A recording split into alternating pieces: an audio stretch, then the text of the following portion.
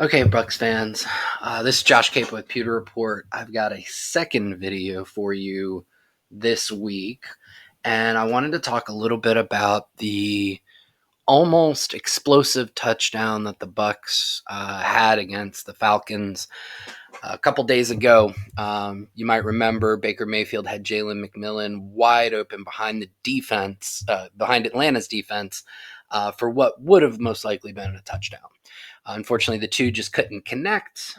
Timing on Baker's throw versus McMillan's break just wasn't there. This video is not to assign blame to either one of those two, but really to show the buildup for how that coverage breakdown happened to allow McMillan to get behind the defense. And this had been building for 3 or 4 weeks. So let's kind of get into it. I'm going to show you a succession of plays that really led up to this coverage breakdown and why McMillan was able to get behind the Falcons defense. So let's start with week 5, also against Atlanta in Atlanta. And really what it comes down to is a way the Bucs like to pick up first downs when they're on third and medium. So 3rd and 3 to 7, somewhere around there. The Bucs had gotten into Liam Coen, Bucs offensive coordinator, had gotten into a little bit of a groove on finding ways to pick up these third downs. And what it really comes down to is in these third and medium situations, he likes to go to a 3-by-1 package. So you can see that here. I started the play just a little early here. Bucs start out with kind of 3 spread to the left here. They're going to motion Mike Evans into, so now you've got these 3 receivers in a really condensed area. And what Coen likes to do, and what he has been doing over the past few weeks, is from this kind of bunched, condensed area, is he likes to send one receiver on some type of vertical to the same side, another receiver on some type of cross or slant or middle of the field vertical to clear out a lot of the opposing defenders. And what that did was it allowed Chris Godwin to really operate on choice routes underneath, where all he has to do is read the leverage of the closest defender to him and then make that leverage wrong. So you can kind of see it here. Evans motions in, and we'll stop it. And you can see Sterling Shepard's running that vertical. Evans is coming across, and we'll back it up just a little bit, and you can kind of see how Chris Godwin is able to manipulate. Okay, he kind of comes outside, sees who's my defender. It's this safety coming down. He's coming down from this side. He now has outside leverage. Let me make him wrong to the inside. Now, Godwin, that would have been an easy first down. Baker decides to go with the lead route on Evans on the slant. That's fine too. There's a first down. Okay, so you saw it there. Then fast forward to the next week against the Saints. This was in the first half. Again, bunched 3-by-1 over to this side. You got Cade Otton running the point. You've got Sterling Shepard. You see Otton's running the vertical to the same side. Shepard comes across the field, playing to the middle of the field. Godwin takes his sweet time for that choice route. Just slow. Who's my guy? Who's my guy? Okay, it's this outside corner. All right, let me make him wrong. Let me just sit down. He was starting to push vertically. Let me just sit down underneath. Got it. First down. Okay, so that's 2 in 2 weeks. That's not a pattern. Oh, later in the game, same game against the Saints, that same bunched 3 receivers to one side. All right, well, there goes, I think that's Shepard again. He's going to run that middle of the field. Otton's going to run the vert to the same side. Godwin releases slowly underneath both of them. Let me read the defense here. Let me just sit down. Got it.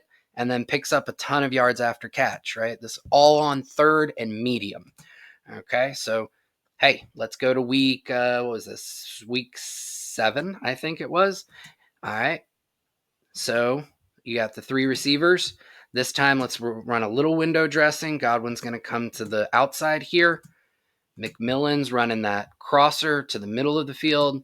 Otton's pushing vertically to the same side. This time, Godwin's lined up or ends up with Kyle Hamilton, reads the leverage. Oh, I've got an easy break inside. There's a catch and run. That was on 3rd and medium. Now we move to early in the Bucs Falcons game just from 2 days ago. We're in a motion to Cade Otton. Now, you don't have Chris Godwin. Godwin's gone. Godwin's out for the season. So who are we going to go to on this? Well, let's get back into that bunch on 3rd and I want to say it was 3 or 4. There's your vertical release across to the middle of the field. There's your vertical release to the same side. Well, it's Cade Otton now, who they decided, you know what, he can play that Godwin role in this specific situation. He comes outside, very similar to that very first play I showed you, right? Sees the safety coming down. Okay, I've got the safety now to my outside. Let me just move inside here on that kind of angle route. Got it. Yards after catch. Nice little hurdle. Otton's doing some work. All of that sets up this last one. Okay. So this is the play that I was talking about with McMillan. Again, it's 3rd and medium. I want to say this was like a 3rd and 7. Again, they go to this bunch. This time they move Otton outside very similarly to how the Bucs moved Godwin outside on that against the Ravens there, right? Well, let's look at this. There's your crossing vertical. McMillan's the guy running the vertical to the same side. And Otton, once again, was running that delayed, I'm going to be underneath everything, I'm going to sit, and it pulled 2 Falcons defenders there. Pulled the nickel, pulled A.J. Terrell. The Falcons had seen this. It's been happening week over week over week. They were tired of everyone getting beat on 3rd and medium by the Bucs in this little underneath choice. So, you know what? We're going to throw 2 defenders on that. Well, this finally gives the Bucs that big time payoff they were looking for. All right, you've set this up over weeks. Finally, a defense is going to say no more to this underneath choice, and McMillan burns behind them. Coverage bust. And it just didn't quite hit. So, but in terms of setting it up, the play calling, the creativity, that's pretty cool. Liam Coen, he'd been setting this up for weeks. Unfortunately, they didn't get the payoff, but it shows you how, as an offensive designer, he's looking for options. Now, the choice route underneath is the number 1 option in this. It's been very effective for them.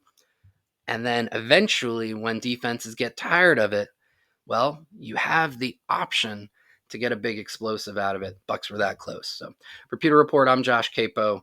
Hope you have a great day.